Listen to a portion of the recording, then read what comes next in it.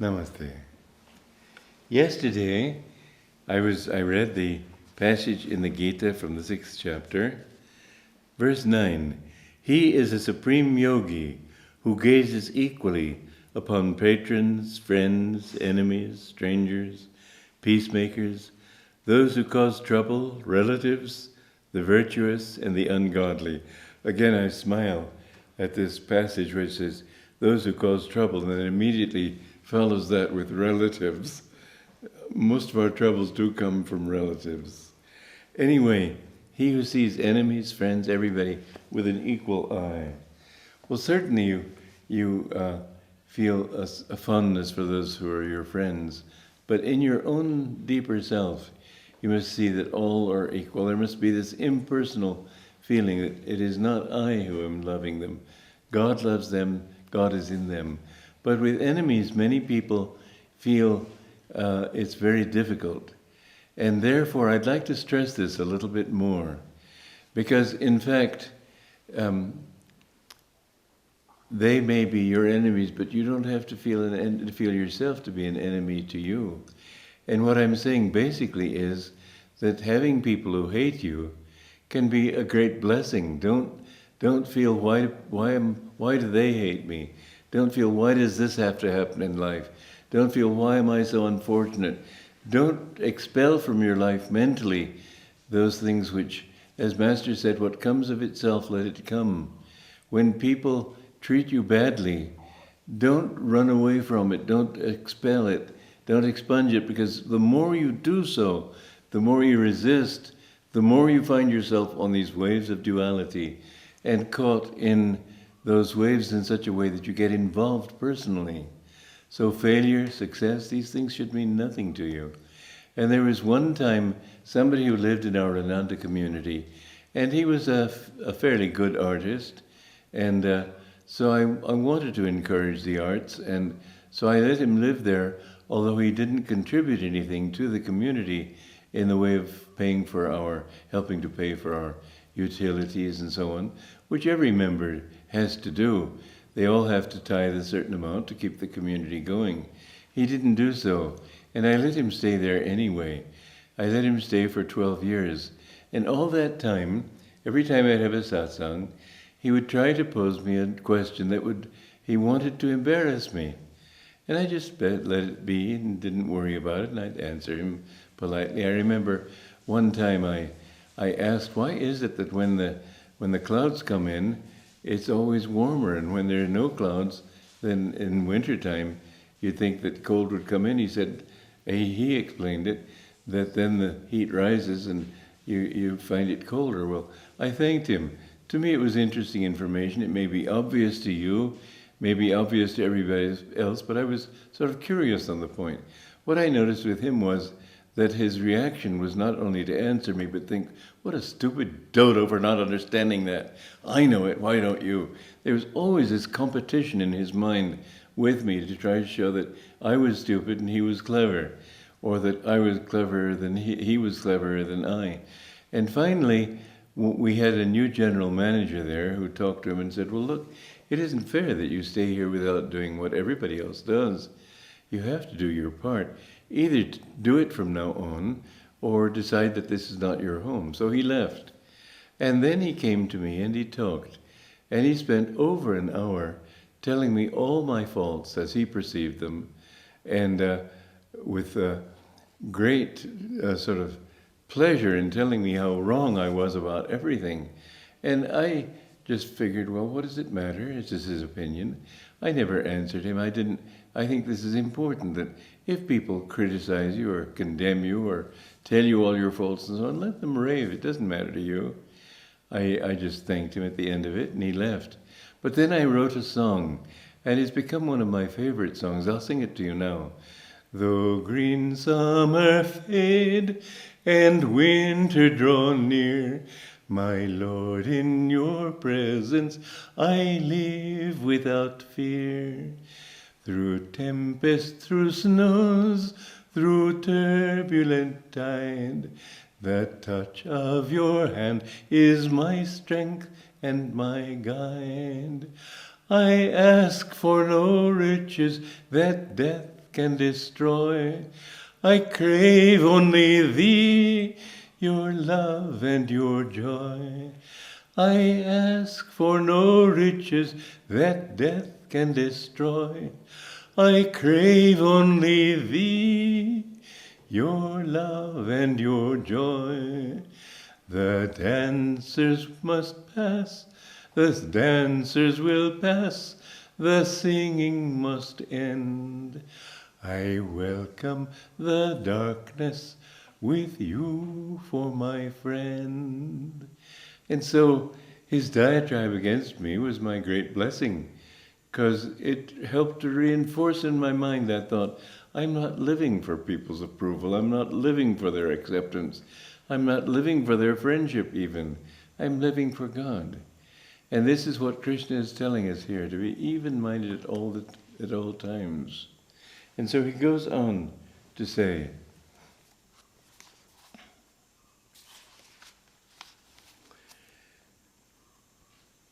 free from the hopes engendered by desire, and untouched by any craving for possession, the waves of feeling in his heart, controlled by yoga concentration, the yogi, retiring alone to a quiet place, should try to unite his little self with the Supreme Self. Now, does this mean you can only be a yogi if you can retire into a quiet place? No. You can retire into yourself even if you, well, as I said recently, a very highly advanced disciple, the most highly advanced disciple of my guru, had a wife who was totally unspiritual and uninterested, in fact slightly unbalanced. And he just would withdraw to the bathroom and lock the door, and he'd do his meditation there. She had another bathroom, so he was free to do it. But you can find some way of escaping from the turmoil of this world without going to the mountains. And another thing that the Gita says, that that which is day for the worldly man is night for the yogi, and that which is night for the yogi is day for the worldly man. This has deeper meanings, but also a superficial meaning is valid. That the yogi, in order to find peace, will stay up at night and sleep during the day when other people are active. And in fact, I remember I lived in San Francisco, and it was a section of San Francisco that was amazingly quiet. There were 2 blocks away, there was a very heavily traveled road. But somehow with the intervening trees and houses, I could hardly hear it. So at night, it's not as if the sound level was significantly reduced, because there wasn't much of a sound level. But I noticed it was much more peaceful then. And I realized the difference was that at night, people's minds were still, they were asleep. And so a yogi will often meditate at night because everybody's minds are still, everybody's mind is quiet, and the influence he receives from outside are not just those restless thoughts. I know that my guru one time, he used to tell us not to talk outside his window. He was up on the 3rd floor, but you'd call it 2nd floor in India.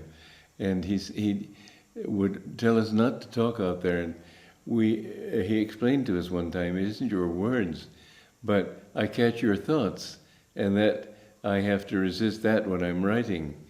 Well, this is true. Your thoughts, they emanate. You don't just have them in your head. Really, partly for other people's sake, you should have positive thoughts. And avoid those places where people think negatively. Don't think that it won't hurt you. If there are people in your home, in the house you live in the neighborhood you live in, that have negative thoughts, this will have an influence. So try to find, if you can, some peaceful neighborhood, some peaceful place. But what can you do if your own family is not that way? Well, you have to at least withdraw into yourself. Yes, if you can go to the mountains. Yes, if you can go to the hills. Yes, if you can go into the countryside or the desert. Deserts are wonderful for meditation. Deserts are places where old vibrations are being purified. The Sahara Desert used to be rich with greenery. Now it's vast stretches of sand. This is nature's process of purifying the earth. But in the desert, it's a wonderful place to meditate because there's a real feeling of peace there. Om is very loud there. Desert, I would recommend, is a place to go. But many people cannot do that. Is yoga excluded from them? Or are they excluded from yoga? No. You can be these things, you can do these things, if first of all you understand that your own body is your temple, your heart is your hermitage, the more you live inwardly. And so this becomes finally a matter of general attitude and practice. Even when you are with other people, feel that you are in yourself. Don't feel that you're out there with them. Always remember to do everything that you do it from your center. And when people try to get you excited and so on, just deal from your center. You'll find in time that you don't get upset if they insult you.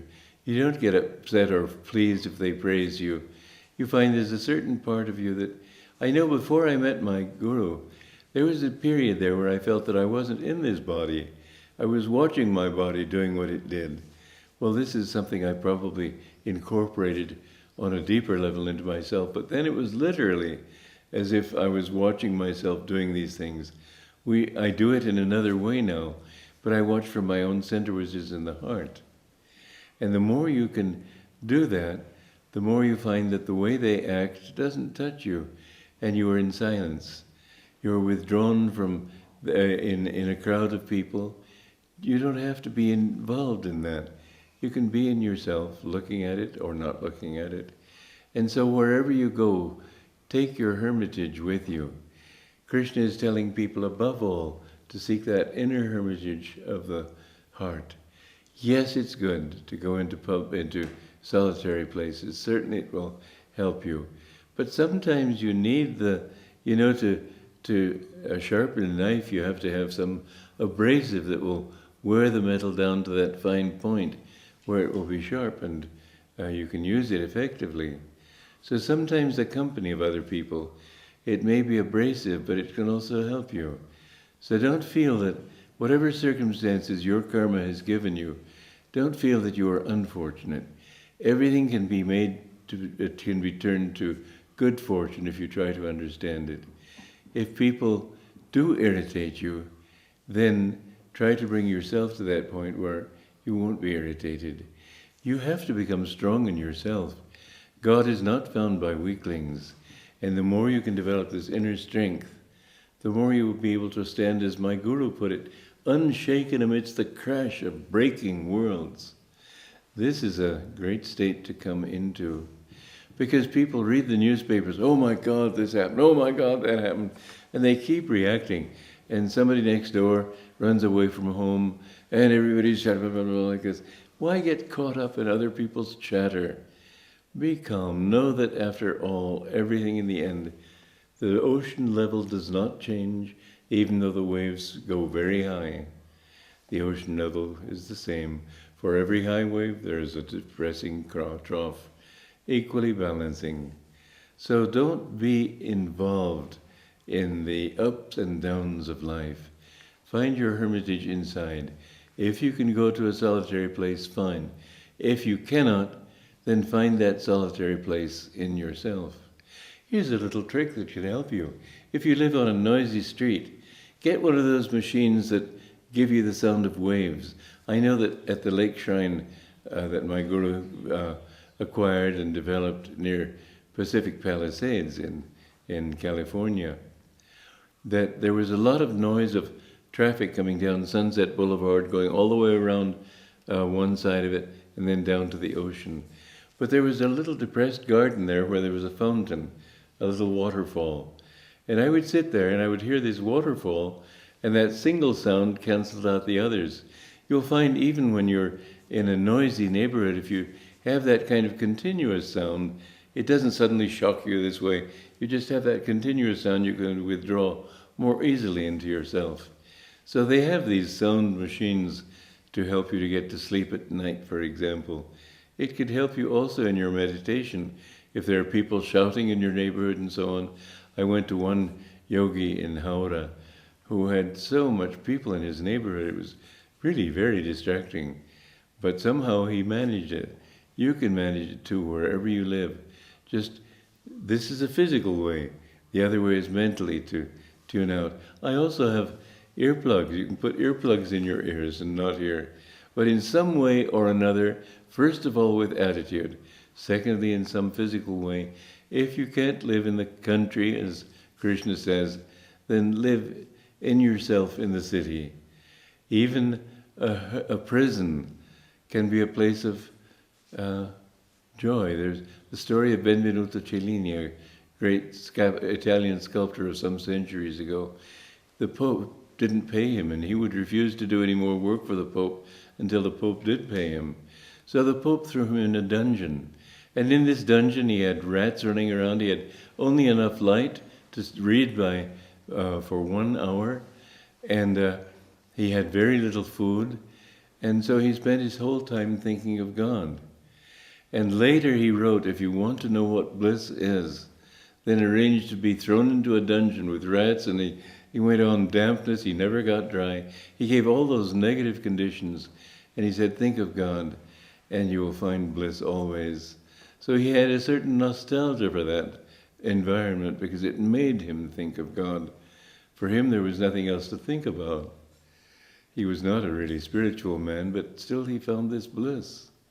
So you will find the more you give your heart to God, and in even very noisy environments, take the name of God and do these physical things that also can help you. You can have your own distant cave and be meditating in the midst of all kinds of turmoil. Live in yourself. That will be your hermitage. Joy to you.